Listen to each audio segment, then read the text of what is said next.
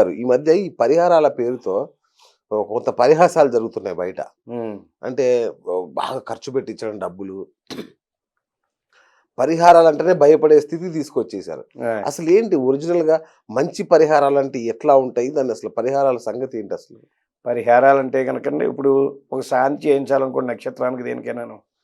కొంతమంది ఏం చేస్తున్నారంటే దుప్పట్లు, బెడ్‌షీట్లు వీడికి కావాల్సినవన్నీ రాసేస్తున్నారు. అచ్చచ్చ! వీళ్ళకి ఇంట్లో కావాల్సిన ఇంట్లో సామాన్లు. కావాల్సినవన్నీ సామాన్లు రాసేస్తున్నారు. కరెక్ట్‌గా రాసినోడినేమో నమ్మట్లేదు వీళ్ళు. అవును. అవును. వాళ్ళు అనుకుంటున్నారు ఇవేనేమో పరిహారాలు అనుకుంటున్నారు. ఎక్కువ సరుకులు రాసి, ఆ! ఎక్కువగా అక్కడ చూపించి, అక్కడ అమ్మో! ఇంతలా చేస్తే గాని అవ్వదేమో అని ఆ! ఈ ప్రజలు కూడా అలాగే అవును. ఎక్కువగా రాసేస్తే అయ్యో! ఏదో చేసేస్తున్నారు ఆయన అనుకుంటారు. ఆ! అదే ఏం అక్కర్లేదే మీ 4 ఆటలతో పోతుందను వీళ్ళు ఆ! కూడా నమ్మట్లేదు ప్రజలు అవును. కూడాను. ఈ గురువుగారికి ఏం తెలీదేమో. ఏం తెలీదు ఈ 4 ఆటలతో పోతుందా అన్నట్లుగా ఉంది. అందుకని వీళ్ళు కూడా ఏం చేస్తున్నారంటే ఎక్కువ రాస్తేనే పని జరుగుతుంది కొంచెం అన్నట్టుగా. ఇంట్లోకి కావాల్సిన వాళ్ళ ఆవిడని అడిగి ఇవాళ మనకి ఏమేం కావాలి అని అడిగా. అవన్నీ అలా కొంతమంది చాలా మంది చేస్తున్నారు. అవునా? కానీ అయ్యయ్యో! అదేంటంటే వీళ్ళకి కూడా ప్రజలు కూడా చేయించుకునే వాడికి కూడా అవన్నీ రాస్తే అయ్య బాబోయ్ అది. బోల్డని రాశారు హ్మ్. పంతులు గారు ఆయనకు బాగా తెలుసు. అది. వీళ్ళు ఏం రాయలేదు వీళ్ళకి ఏం తెలియదు. తెలీదు. అలాగా ఏంటంటే ఈ చిన్నగా చేసేవాళ్ళు చాలా మంది ఉన్నారండి. ఇప్పుడు శాంతులు అవని పూజలు అవని అవును. చాలా మంది బ్రాహ్మలు ఓకే. నిజంగా చెప్తే నమ్మరు. ఈ రోజున బ్రాహ్మడు నిజంగా చదువుకున్నోడు బాధపడుతున్నాడు. అవును. చదువు లేనోడే పైకి వస్తున్నాడు. కరెక్ట్. ఇంకోటి వేదం కూడా ఎవరు చదవట్లేదుగా ఈ మధ్య. వేదం చదవట్లేదంటే అండి 12 సంవత్సరాలు వేదం చదువుతున్నాడు పాపం ఒక్క కుర్రాడిని. వేదం చదివి ఆడు 12 సంవత్సరాలు అంటే ఈయన్ని ఎలా లేదన్నా 5, 6 ఏళ్లలో అక్కడ పాఠశాలలో వేసేయాలి. వేసేసి ఈ తల్లిదండ్రులు వాడిని వదిలేసి అక్కడ కూర్చుంటున్నారు. హ్మ్. పాపం వీడు 12 సంవత్సరాలు చదువుకొస్తున్నాడు. ఈలోగా స్మార్తం అంటే మామూలుగా పూజలు చేయించడం విధానం నేర్చుకోవడం అయితే కనుక 4 సంవత్సరాలే. ఈ స్మార్తం నేర్చుకుంటున్నారు 4 సంవత్సరాల్లో. ఆళ్ళు బయటకొచ్చేస్తున్నారు. ఈ స్మార్తం చదివిన వాడికి, వేదం చదివిన వాడికి ఒకటే గుర్తింపు వస్తుంది బయట ఓకే. ప్రజల్లో. హ్మ్. అంటే ప్రజలకు వేదం చదివినోడెవరు, స్మార్తం చదివినోడెవరు అన్నది తెలీదు. తెలియక వేదం చదివినోడిని ఒకలాగా చూస్తున్నారు, స్మార్తం చదివినోడిని ఒకలాగా సార్ చూస్తున్నారు. నేను ఇంకోటి చూసాను. అయ్యగారు మీరు ఎక్కడి నుంచి వచ్చారంటే పలానా ఊరు నుంచి ఆ! వచ్చారన్నారు. అంటే ఇంకొక అయితే ఆయన ఒక అసిస్టెంట్‌ని పంపించాడు. ఇంకొక అయ్యగారిని పంపించాడు. ఆయన రాలేక ఆ! ఇంకొక ఆయన ఎవరనంటే టక్కున చెప్పేసారు ఆయన. ఏదోలేండి పిల్లగాడు చదువుకోక చెడు తిరుగులు తిరుగుతుంటే నేనే పట్టుకొచ్చి పూజలవి నేర్పించాను అని. అవును. అట్లాంటి వాళ్ళు కూడా చేయొచ్చా గురుగారు? ఇప్పుడు సగం సగం నేర్చుకుని, ఆ! సగం సగం ఊరికే తెలుసుకుని, అట్లా. తెలుసుకుని పూజలు చేయించేస్తున్నారు. అయితే పూర్తిగా చదువుకున్నోడినేమో తుంగలో తొక్కేస్తున్నారు. అది. వాళ్ళేమో పైకి రాలేకపోతున్నారు. అవును. అవును. ఈ సగం సగం కుర్రాడున్నాడు. బీఎస్సీ చదివాడు హ్మ్. కంప్యూటర్స్. సరిగ్గా ఉద్యోగం రాక ఏవో 4 మంత్రాలు నేర్చుకుని ఇప్పుడు గుళ్ళో చేస్తున్నాడు. ఆ! అలాగా వీడికి అదే గుర్తింపు వస్తుంది. ఏమి చదవనోడు బాగా చదువుకున్నోడికి అదే గుర్తింపు వస్తుంది. అవును. అయితే బ్రాహ్మడు అన్నవాడు ఎవరైనా సరే బ్రాహ్మడు అనేసరికల్లా వాళ్ళ కాళ్ళకి దండం పెట్టి వాళ్ళ ఆశీర్వచనం తీసుకోవాలని ప్రజలకి బాగా అవును. ఇది. అవును. అయితే మీరు ఏ వేదం చదువుకున్నారు ఏంటని దీనికి ఐడీ కార్డ్ ఏమి ఉండదు. అంతే గదా! అవును. అది. ఈ వేదం చదువుకున్నాడా, స్మార్తం చదువుకున్నాడా లేకపోతే ఇంకోటి చదువుకున్నాడు. వాడు బ్రాహ్మడు అంతే. అంతే. అయి కానీ ఇప్పుడున్న సిట్యుయేషన్‌లో ఇప్పుడున్న ప్రజలు ఈ విధానంలో అయితే గనక బ్రాహ్మడికి బాగా గుర్తింపు ఉంది. బ్రాహ్మడికి గుర్తింపు ఉంది కానీ గవర్నమెంట్‌లో గుర్తింపు లేదు వీళ్ళకి. బ్రాహ్మడికి. వేదం చదువుకుంటున్నారు పాపం. అవును. వాళ్ళకి ఉద్యోగాలు లేవు. కరెక్ట్. వాళ్ళేంటంటే వాళ్ళు కూడా ఇలాగ బయటకు పూజలకే రావాల్సొస్తుంది. అవును.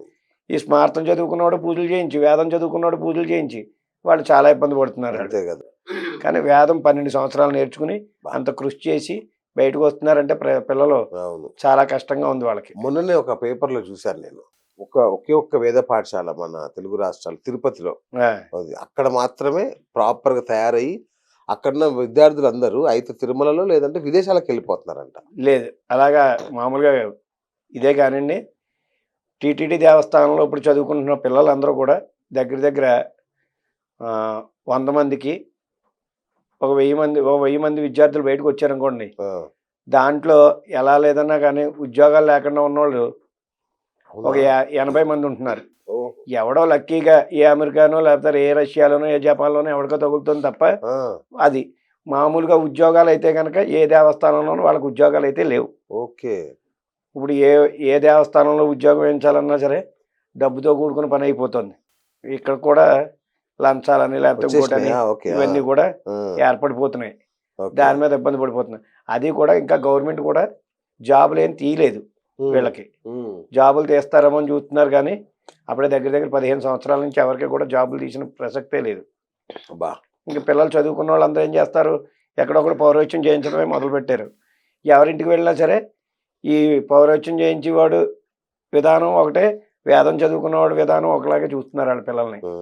అందువల్ల ఏంటంటే ఈ వేదం ఇంత చదువుకున్నాం అని కొంచెం ఇంకొక సమస్య కూడా ఉన్నట్టుంది కదా గురుగారు, ఈ వేదం చదువుకుని ఇలా పెళ్లిళ్ళు కూడా సరిగ్గా అవట్లా. పెళ్ళిళ్ళు అవ్వట్లేదంటే అండి, ఇప్పుడు మనం అమ్మాయిలనేమో బాగా చదివిస్తున్నాం, తీరా చూస్తే వీళ్ళకేమో పంచి కట్టుకుంటే కానీ గడవదు. వీళ్ళేమో నేను బిఏ చదివాను, ఎంబీఏ చదివాను, పంచి కట్టుకున్న వాడిని పెళ్లి చేసుకోవడం ఏంటి అన్నట్లుగా వీళ్ళకుంది. మనం అలాగే చూస్తే కనుక మనం చేసిన తప్పే అది. అవును, అది మానవ తప్పితమే కానీ భగవంతుడి తప్పితం కాదు. అంతే. అంటే ఒకనొక టైంలో ఆడపిల్ల ఉండకూడదని చెప్పి మనం స్కానింగ్ తీయించి మరీ పిల్లల్ని చంపేసుకున్నాం. అది ఏంట్రా అంటే ఆ ఎఫెక్ట్ ఇప్పుడు చూపిస్తుంది. పూర్వం మన వాళ్ళు చేసిన తప్పు ఇప్పుడు మనం అనుభవించవలసి వస్తుంది. మన పిల్లలకి సంబంధాలు చూసేసరికల్లా చాలా ఇబ్బంది పడే ఎఫెక్ట్ కనబడుతుంది. దాని ఎఫెక్ట్ ఇప్పుడు కనబడుతుంది.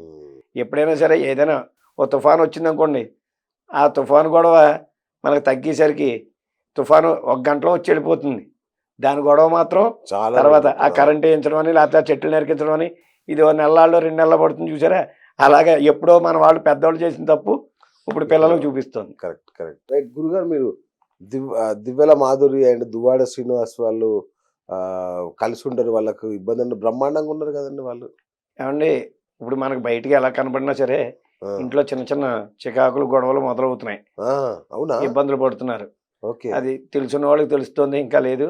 బయటికి ఇప్పుడు మన ఇద్దరం కొట్టుకుని బయటకు వచ్చామరా అంటే మళ్ళీ ఇదో ఇబ్బంది, మళ్ళీ కెమెరాలన్నీ మమ్మల్ని మూసేస్తాయని జాగ్రత్తగా అలా సర్దుకుంటూ ఉన్నారు వాళ్ళు. అవునా, అదండి. ఏం గొడవ స్టార్ట్ అయింది అంటే మామూలుగా ఆస్తులని తగాదాలని ఏవోటి వస్తూ ఉంటాయండి. ఇంకా చిన్న చితకాను మొదలవడమే ఇప్పుడు స్టార్టింగ్ మళ్ళీ మొదలు. మనం అలాగే చూస్తే కనుక మనం చేసిన తప్పే అది. అది మానవ తప్పితమే కానీ భగవంతుడి తప్పితం కాదు. అంటే ఒకనొక టైంలో ఆడపిల్ల ఉండకూడదని చెప్పి మనం స్కానింగ్ తీయించి మరీ పిల్లల్ని చంపేసుకున్నాం. అది ఏంట్రా అంటే ఆ ఎఫెక్ట్ ఇప్పుడు చూపిస్తుంది. పూర్వం మన వాళ్ళు చేసిన తప్పు ఇప్పుడు మనం అనుభవించవలసి వస్తుంది. మన పిల్లలకి సంబంధాలు చూసేసరికల్లా చాలా ఇబ్బంది పడే ఎఫెక్ట్ కనబడుతుంది. దాని ఎఫెక్ట్ ఇప్పుడు కనబడుతుంది. ఎప్పుడైనా సరే ఏదైనా ఓ తుఫాను వచ్చిందనుకోండి, ఆ తుఫాను గొడవ మనకు తగ్గేసరికి తుఫాను 1 గంటలో వచ్చి వెళ్ళిపోతుంది.